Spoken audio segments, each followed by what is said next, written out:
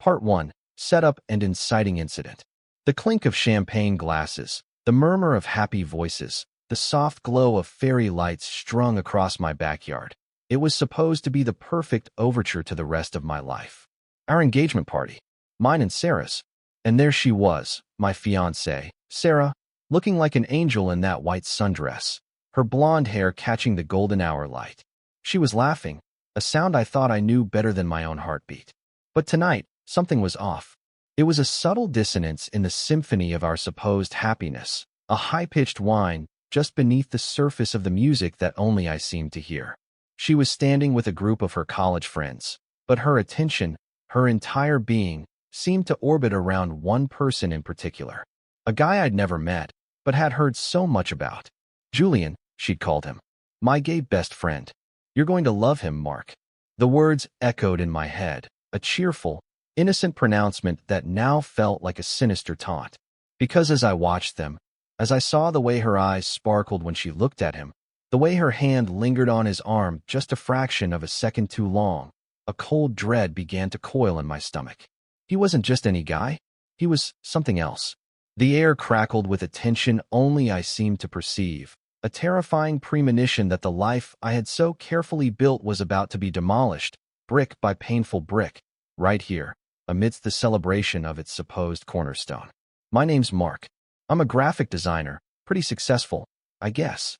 I'd always considered myself a decent guy, loyal, hardworking. Sarah and I had been together for 4 incredible years. For years where I'd woken up every morning feeling like the luckiest man alive. We met through mutual friends, a cliché coffee shop encounter that felt like something out of a movie. She was a marketing exec, ambitious, beautiful, with a laugh that could melt glaciers. Or so I thought. Everyone said we were the golden couple. Mark and Sarah, you guys are endgame. Our friends would gush. We'd just smile, wrapped in our bubble of shared dreams and future plans. We just bought a small house in the suburbs, the kind with a porch swing and a yard big enough for a dog we hadn't adopted yet. The engagement wasn't a surprise. It was an inevitability, the next logical step in our perfect story. I'd proposed on a beach in Maui, sunset, candles, the whole 9 yards. She'd cried, said yes, and for a while, I was walking on clouds. Lately, though, if I'm being brutally honest with myself, there had been small, almost imperceptible shifts. Tiny cracks in the facade that I'd papered over with trust and denial. Sarah had been distant. More nights out, with the girls, which increasingly seemed to include Julian. Her phone, once casually left on the coffee table, was now glued to her hand or strategically placed face down. Passwords changed for security reasons. When I'd gently questioned her, she'd laughed it off. Mark, you're being silly. Julian's gay, for God's sake. He's like a sister to me. And I, like a fool, had accepted it. Why wouldn't I? I trusted her. The thought of her betraying me, betraying us, was so alien, so monstrous, it simply didn't compute. Julian was her confidant, her shopping buddy, the one who gave her brutally honest fashion advice. That's the narrative she'd spun, and I'd bought it, wholesale. I'd even felt a little guilty for my fleeting suspicions, chiding myself for being insecure. A gay best friend. What could be more harmless? The party was in full swing. My parents were chatting with her folks. My best man, Dave, was already 3 beers in and telling embarrassing stories about me to my cousins. I tried to shake off the unease, tried to plaster on a smile, and play the role of the happy fiancé. I mingled. I thanked people for coming. I refilled drinks. But my eyes kept darting back to Sarah and Julian. They were huddled near the dessert table, heads bent close together, whispering. His hand was on the small of her back, a casual, proprietary gesture that sent a jolt of pure, unadulterated rage through me. I saw him lean in, his lips brushing her ear, and she threw her head back and laughed, a throaty, intimate sound that was nothing like the laugh she shared with me. It was a secret laugh, a shared joke that I wasn't privy to. The world seemed to tilt on its axis. My champagne flute felt suddenly slippery in my sweaty palm. I needed air. I mumbled an excuse to my aunt and uncle and made my way towards the house, intending to splash some cold water on my face, to recalibrate. As I passed the open kitchen window, their voices drifted out, clearer now. Sarah's voice, laced with something I couldn't quite identify. Was it excitement? Or was it mockery? He has no idea, Jules. Absolutely clueless. It's almost pathetic. My blood ran cold. Julian's smooth, baritone laugh followed. Well, he's not exactly the sharpest tool in the shed, is he, darling? But he serves his purpose. My purpose? What purpose? I felt like I'd been punched in the gut. I leaned against the cool brick of the house, my breath catching in my throat. This couldn't be happening. This had to be a nightmare. Then I saw it. Through the window, a clear view into the kitchen. Sarah had her back to me, but Julian was facing the window, a smug, triumphant smirk plastered on his face. He reached out, caressed her cheek, and then he leaned in and kissed her. Not a friendly peck. Not a gay best friend kiss. It was a deep, passionate, lingering kiss. The kind of kiss a man gives a woman he's intimately involved with. My fiancée, kissing her gay best friend. At our engagement party. The scene burned itself into my retinas, a grotesque tableau of betrayal. The world went silent. The music, the laughter, the chatter of our guests, it all faded into a dull, roaring tinnitus in my ears. My heart felt like it was being squeezed in a vice, each beat a throb of agony. This wasn't just a betrayal, it was a public castration. She hadn't just cheated. She'd paraded her lover in front of me, in front of everyone we knew, disguised him as a harmless confidant, and laughed at my ignorance. I stumbled back from the window, my legs weak, my mind reeling. Clueless? Pathetic? Served his purpose? The words twisted like knives in my soul. Every memory, every shared moment, every loving gesture from the past 4 years suddenly felt tainted, a lie, a carefully constructed illusion. How long had this been going on? How many times had she laughed with him about my naivety? The humiliation was a physical force, threatening to buckle my knees. I could hear my own ragged breathing, harsh and loud in the sudden stillness of my mind. The laughter from the party, once a symbol of joy, now sounded like the cackling of demons. She was out there, right now, probably rejoining our guests, her face a mask of innocent joy, while I was back here, shattered, my world imploding.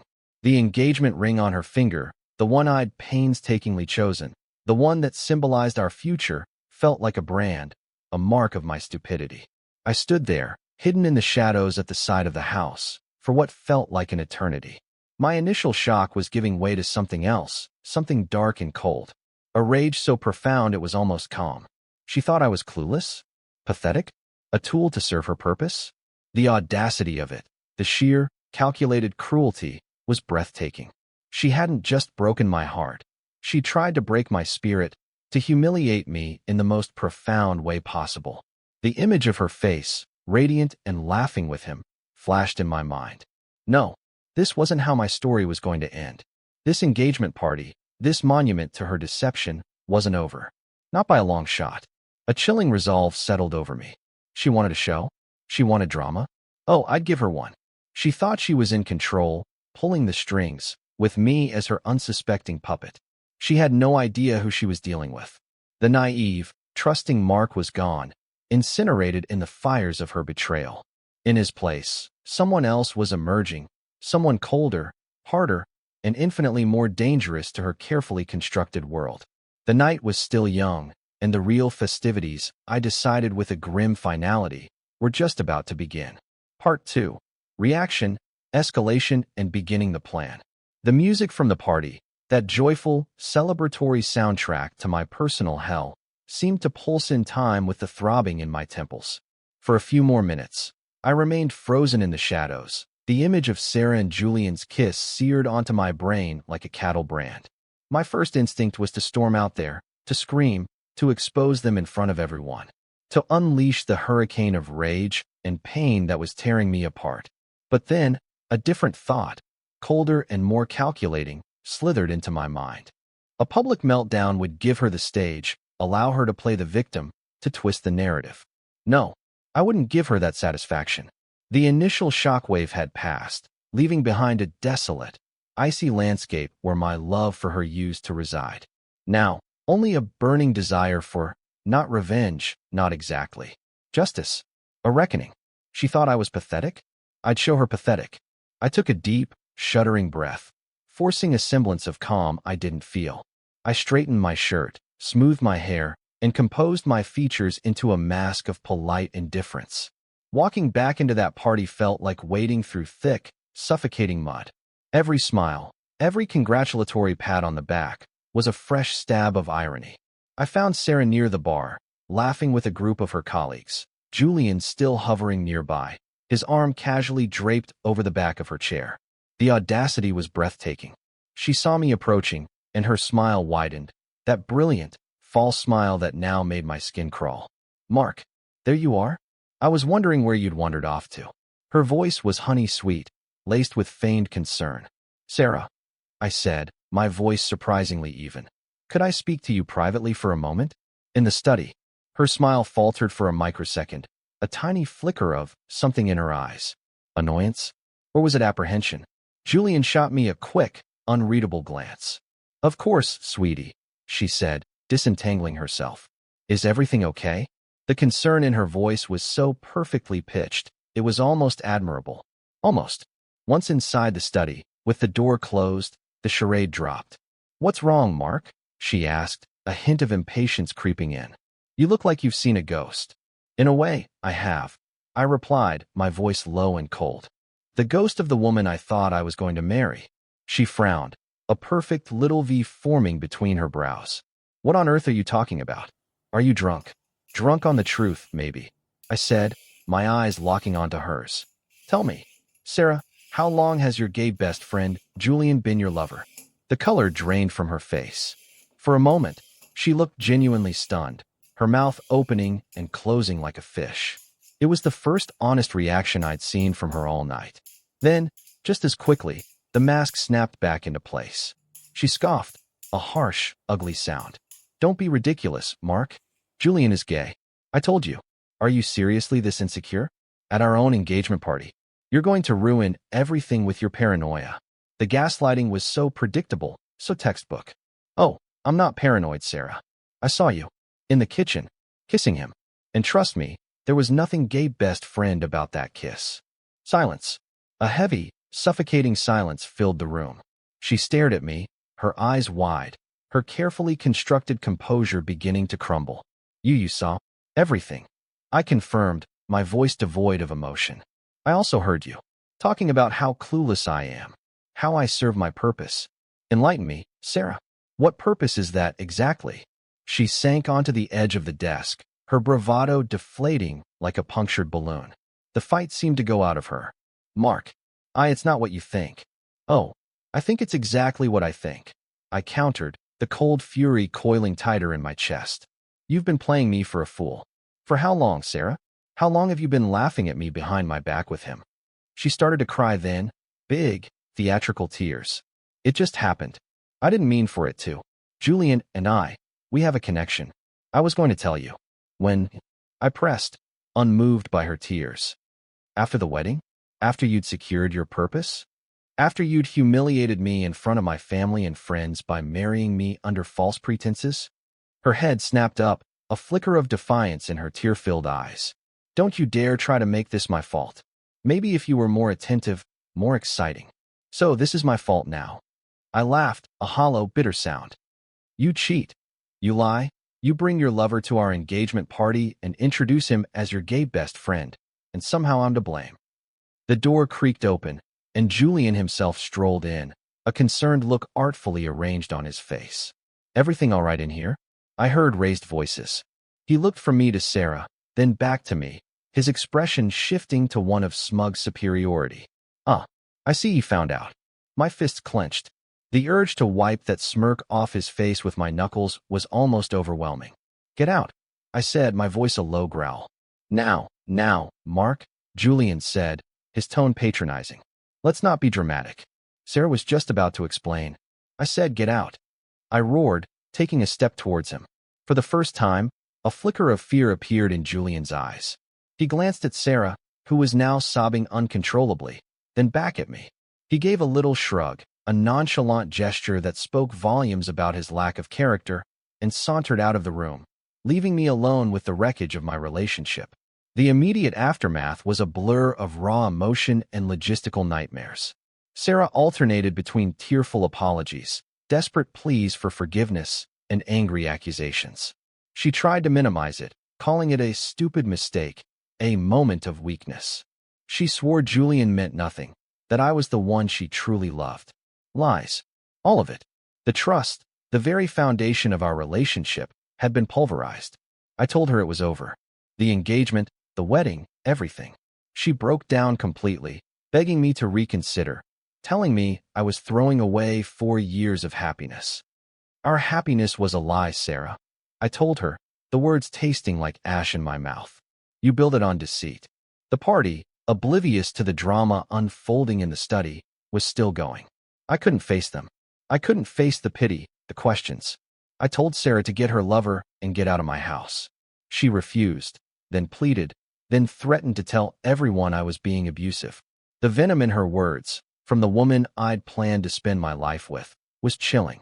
Finally, exhausted and numb, I walked out. I left my own engagement party, got in my car, and just drove. I ended up at Dave's place, my best man. He opened the door, took one look at my face, and knew something was terribly wrong. I told him everything. The whole sordid, humiliating story. He was silent for a long moment, then just said, "That bitch." And that asshole. His anger on my behalf was a strange comfort. He let me crash on his couch, no questions asked, just a steady supply of whiskey and a listening ear. The next few days were a living hell. Sarah bombarded me with calls, texts, voicemails, apologies, threats, guilt trips. How could you do this to us? You're destroying my life. Don't you love me anymore? Her parents called, trying to mediate, urging forgiveness and reconciliation, clearly more concerned about the scandal and the lost wedding deposits than my shattered heart. My own parents were shocked, then furious, then incredibly supportive. They'd never fully trusted Sarah, my mom later admitted, saying there was always something off about her. Hindsight is a wonderful, cruel thing. Julian, predictably, went to ground. No smug messages, no provocations. He was a coward, just like I'd suspected. Sarah, however, was relentless. She even showed up at my office, causing a scene, crying in the lobby until security escorted her out. The humiliation was relentless. But with each desperate act from her, my resolve hardened. The pain was still there, a constant, dull ache in my chest, but it was now mingled with a cold, clear anger. She had underestimated me. She thought I was weak, pliable, clueless. She was about to find out just how wrong she was. I started to plan. Not a petty revenge, but a systematic dismantling of the life she thought she was entitled to, a life built on my trust and my resources. First, the practicalities. I contacted all the wedding vendors, canceling everything. The deposits were mostly non-refundable, a bitter pill to swallow, but a small price to pay for my freedom. I changed the locks on the house we'd bought together. Thankfully, it was solely in my name, a premarital asset. I moved her belongings into storage, a clear, unequivocal message. The engagement ring, a custom piece, expensive and symbolic, became a point of contention. She demanded it back as a part of her. I saw it as a symbol of her fraud. I consulted a lawyer, a sharp, no-nonsense woman Dave recommended. She listened to my story, her expression grim.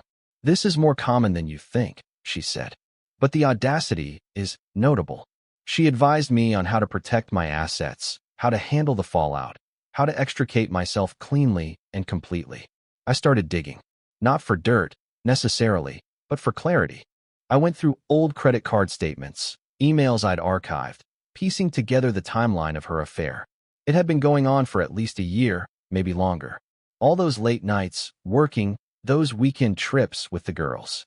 Julian's name popped up with alarming frequency. Dinners I hadn't known about, hotel stays in nearby cities. The depth of the deception was staggering.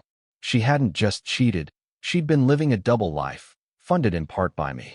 The purpose I served became sickeningly clear: stability, financial backing, a respectable front while she had her fun on the side.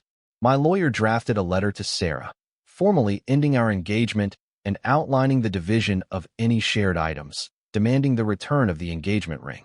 It was cold, clinical, and final. No room for negotiation, no emotional appeals. This wasn't a breakup, it was an eviction. As I signed it, a strange sense of powerlessness washed over me, quickly replaced by a steely determination. She had set the stage for a drama at our engagement party. Now, I was going to write the final act. She thought the exposure at the party was the worst of it. She had no idea. The real confrontation was yet to come, and it wouldn't be in the privacy of my study. It would be a careful, calculated move designed to show her, and anyone who still believed her lies, exactly who she was, and exactly what she had lost. The game wasn't over. I was just changing the rules. Part 3. Plan Execution and Climax. The letter from my lawyer landed like a bombshell in Sarah's lap, or so I heard through the grapevine. A grapevine that was now buzzing with whispers and speculation after her dramatic exit from my house and my subsequent disappearance from our shared life. The carefully crafted image of the perfect couple was shattering, and she was scrambling to pick up the pieces, trying to paint herself as the victim of a suddenly cruel and unreasonable fiancé. But the legal document, cold and irrefutable, was a different beast altogether. It didn't accuse or emote. It stated facts and made demands. The primary demand, of course, was the return of the engagement ring, not just because of its monetary value, which was considerable, but because of what it represented: a promise broken, a trust violated, a future stolen. It was a symbol of her deceit, and I wanted it back, not to keep, but to erase. Sarah, predictably, reacted with outrage. She called me, screaming, crying, accusing me of being heartless, of trying to humiliate her further. "That ring is mine.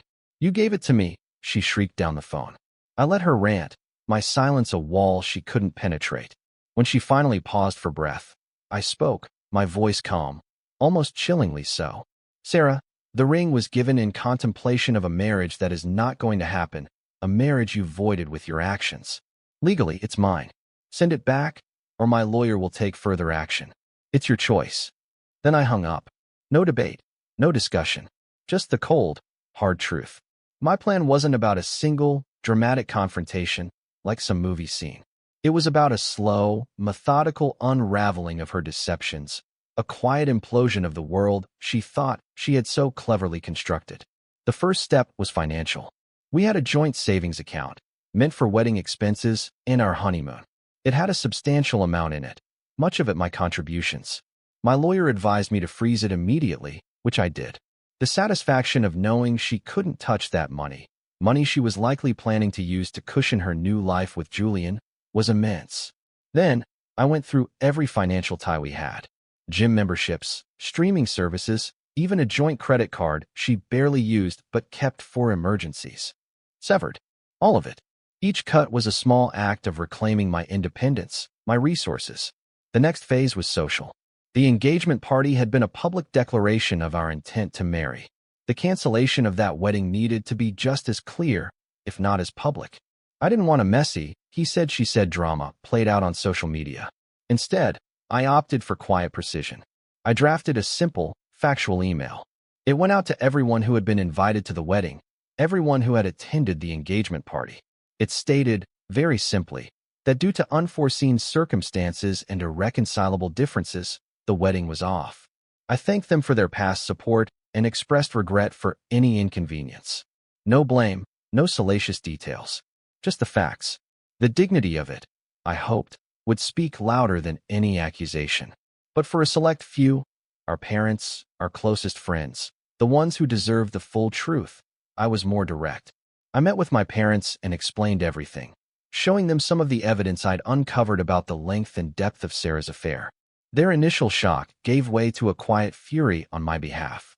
My mom, who'd always had her reservations, just hugged me and said, "You deserve so much better, sweetheart." Sarah's parents were a different story. When I called them to explain, they were initially defensive, trying to excuse Sarah's behavior. "She's young, Mark, people make mistakes.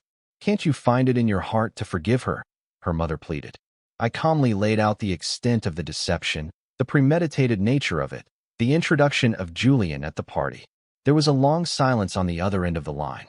I don't know if they ever truly accepted it, but they stopped calling me to plead her case. The climax, if you could call it that, wasn't a screaming match or a dramatic public expose. It was a quiet, devastating moment of realization for Sarah. A few weeks after I'd sent the lawyer's letter, after the accounts were frozen and the wedding officially canceled, she agreed to meet. She wanted to talk things through, she said, to find a way forward. I knew it was a desperate, last-ditch effort to salvage something, anything. We met at a neutral location, a quiet coffee shop. She looked diminished. The radiant confidence she'd exuded at the engagement party was gone, replaced by a hollow-eyed exhaustion. The designer clothes looked a little less pristine, her makeup a little less perfect. She tried to appeal to my emotions, reminiscing about our good times, crying, apologizing again, swearing she'd made the biggest mistake of her life. "I love you, Mark," she whispered, reaching for my hand across the table. I pulled it away. "No, Sarah," I said, my voice gentle but firm. "You don't love me. You might love the idea of me, the stability I provided, the life you thought you could have with me while still having Julian on the side. But you don't love me. If you did, you wouldn't have been capable of doing what you did." She started to argue, to protest, but I held up a hand. "It doesn't matter anymore. We're done. The only thing left to discuss is the ring." Her face hardened. "I'm not giving it back. It's a symbol of what we had. What we had was a lie, Sarah. And that ring is a symbol of your lie." I reached into my jacket pocket and pulled out a small, velvet box. Not the engagement ring box. This one was different. I opened it. Inside, nestled on the satin, was a cheap, plastic toy ring, the kind you get from a gumball machine. "This," I said, pushing it across the table towards her, "is a more accurate symbol of the value you placed on our commitment." Her eyes widened, first in confusion, then in dawning horror and fury. "How dare you?" she hissed, her voice trembling. "You think this is funny?" "No, I don't think any of this is funny," I replied, my voice still calm. "I think it's tragic. You had everything, Sarah. A man who loved you, a future, respect, and you threw it all away for him? For cheap thrills and whispered lies in my own home." I then laid out the evidence I'd found. Printouts of hotel bills, damning text message exchanges I'd managed to recover from our shared cloud backup before she could delete them, screenshots of her and Julian's cozy social media posts from times she was supposed to be working late or with her sick mother. Not in an angry way, but in a factual, almost detached manner, as if I were presenting a case study. Her face went from red to white as she looked at the proof of her long-term, calculated deceit. The fight drained out of her, replaced by a look of utter devastation.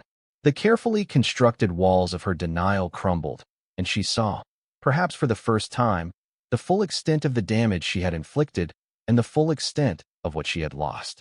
There were no more tears, no more excuses. Just a hollow, defeated silence. "Julian, by the way," I added, almost as an afterthought, "seems to have disappeared. I heard his wife found out about you too. Apparently, you weren't his only extracurricular activity." Funny how these things work out, isn't it? This was a calculated guess, a shot in the dark based on his cowardly behavior, but judging by the fresh wave of despair that washed over her face, it hit the mark. He hadn't just been using me, he'd been using her too. The gay best friend was just a user, period. She finally looked up at me, her eyes filled with a desperate, dawning regret. "Mark, I'm so sorry. I messed up. I messed up so badly. Please, is there any chance?" "No, Sarah," I said, standing up. "There's no chance. You made your choice at that engagement party, when you brought him into our life like that, when you laughed about my cluelessness.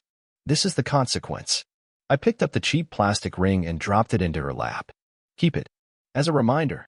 Then I turned and walked away, leaving her sitting there, amidst the ruins of the life she had so carelessly destroyed. I didn't look back. The real engagement ring arrived by courier a few days later. No note, no apology. Just the ring in its original box. Selling it felt like shedding the last piece of her, the final link to the lie. The money went into a new account, one solely in my name, a fund for my future, a future that no longer included her. Her downfall wasn't loud or explosive. It was a quiet, pathetic fizzle.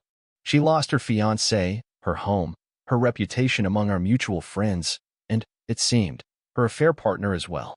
She was left with nothing but the consequences of her actions. As for me, the pain was still there, a dull scar, but for the first time in weeks, I felt a sense of peace, of closure. The chapter was over. It was time to start healing, to start rebuilding. The cost had been high, emotionally and financially, but my self-respect, I realized, was intact, perhaps even stronger than before. She thought I was weak. She learned too late, that even the kindest people have their limits. Part 4. Resolution, Long-Term Aftermath and Conclusion. It's been 2 years since that catastrophic engagement party, 2 years since my world tilted on its axis and then slowly, painfully, righted itself. The immediate aftermath was a whirlwind of legal disentanglement, emotional wreckage, and the awkward process of explaining to well-meaning acquaintances why the wedding of the year was suddenly, irrevocably off.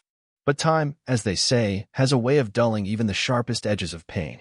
It doesn't erase the scars, not entirely, but it allows new skin to grow over them, tougher, more resilient. What happened to Sarah? Well, karma, as it turns out, can be a relentless accountant. From what I've heard through the ever-churning rumor mill, the one I try my best to ignore but occasionally catches snippets of, her life didn't exactly become the glamorous, exciting adventure she'd clearly envisioned with Julian. He, true to form for men of his ilk, vanished into thin air once the consequences of their affair started to rain down. Turns out my shot-in-the-dark comment about his wife finding out wasn't far off the mark. Julian, it transpired, was a serial philanderer, and Sarah was just another conquest, another notch on his bedpost. His own marriage imploded spectacularly, taking his comfortable lifestyle and a good chunk of his reputation with it. He certainly wasn't in any position to offer Sarah the grand life she seemed to crave. As for Sarah, without me to serve her purpose, her world shrank considerably. She had to move out of our house, of course. I heard she ended up in a small, dingy apartment on the other side of town, a far cry from the sunny suburban home we'd picked out together. Her career, which she'd always prioritized, took a hit too. The scandal, though I tried to handle it with discretion, had a way of seeping into professional circles. People talk. Reputations, once tarnished, are hard to polish. The last I heard, she was struggling, hopping between temp jobs, a shadow of the confident, radiant woman I thought I knew. There were a few attempts from her to reach out in the first year, a couple of late-night, tearful voicemails, a long, rambling email full of regrets and pleas for another chance. I never responded. There was nothing left to say. Forgiveness is a complex thing. I'd forgiven her enough to let go of the consuming anger, but not enough to let her back into my life, not even into the periphery. Some doors are best left triple-locked. And me? Well, the journey back from that betrayal was long and arduous. There were days I felt like I was drowning in cynicism, convinced I'd never trust anyone again. The pain of her deception, the sheer, calculated cruelty of bringing her lover to our engagement party under such a preposterous guise, left a deep wound. But I refused to let her break me. I threw myself into my work, and my graphic design business, which was already doing well, began to flourish.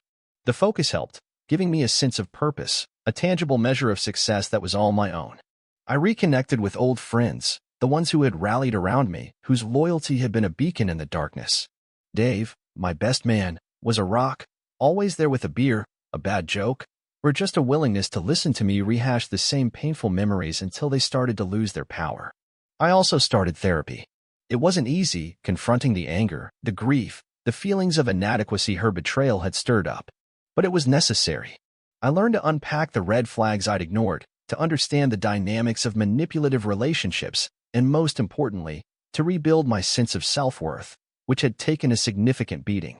I learned that her actions were a reflection of her character, not a judgment on mine. Slowly, painstakingly, I started to heal. I rediscovered hobbies I'd let slide, started working out again, even took a solo trip to Southeast Asia, something I'd always wanted to do. It was liberating. About a year ago, something unexpected happened. I met someone. Her name is Emily. It was tentative at first, on my part. I was cautious, guarded, terrified of making the same mistakes. But Emily is different. She's kind, genuine, and refreshingly honest. There are no games, no hidden agendas. She knows my story, the broad strokes of it anyway, and she understands the scars I carry. With her, I feel seen, valued, respected. It's a quiet kind of love, a steady, comforting warmth, so different from the dazzling, deceptive fireworks I'd experienced with Sarah. We're taking things slow, building a foundation on trust and mutual respect, and for the first time in a long time, I feel a sense of quiet optimism about the future. I did have one final, unexpected encounter with Sarah about 6 months ago. I was at a downtown farmer's market on a Saturday morning, enjoying the sunshine, when I literally bumped into her. She looked older, tired. The spark, the vivacity that had once captivated me, was gone. She was carrying a worn-out tote bag and looked like she hadn't slept well in weeks. When she saw me, her eyes widened and a flush crept up her neck. There was a moment of awkward silence. "Mark," she said, her voice barely a whisper. "Hi." "Sarah," I replied, my tone neutral. There was no anger left, no bitterness. Just a strange, faint sense of pity and an overwhelming relief that this was my past, not my present. "You look good," she said, her eyes flicking over me, perhaps noticing the subtle changes. I was fitter, more confident, happier. "Thanks," I said. "You too." A polite lie. We stood there for another awkward moment, the ghosts of our shared history hanging in the air between us. Then she mumbled something about needing to go and hurried away, disappearing into the crowd. I watched her go, and then I turned back to the vibrant colors of the market, to the life I was building, a life free of her shadows. That encounter, as brief and inconsequential as it was, felt like the final closing of a very painful chapter. She was just a person now, a stranger I once knew, a reminder of a lesson hard learned. Looking back, that whole devastating experience, as horrific as it was, taught me invaluable lessons. It taught me about the importance of trusting my gut, of not ignoring those subtle red flags. It taught me about resilience, about my own capacity to heal and rebuild. It showed me who my true friends were. And most importantly, it taught me what I truly deserve in a relationship: honesty, respect, and genuine, unwavering love. The betrayal almost destroyed me, but in the end, it made me stronger, wiser, and more appreciative of the authentic connections in my life. The path was dark and treacherous, but I walked through it, and I came out on the other side, into the light. And that light, I've come to realize, is far brighter and more beautiful than any illusion Sarah ever tried to sell me. And that brings us to the end of today's story. Thank you so much for tuning in. I truly hope to see you again for more fascinating tales ahead. If you enjoyed it, please hit that subscribe button so you don't miss out on our next adventure. See you soon.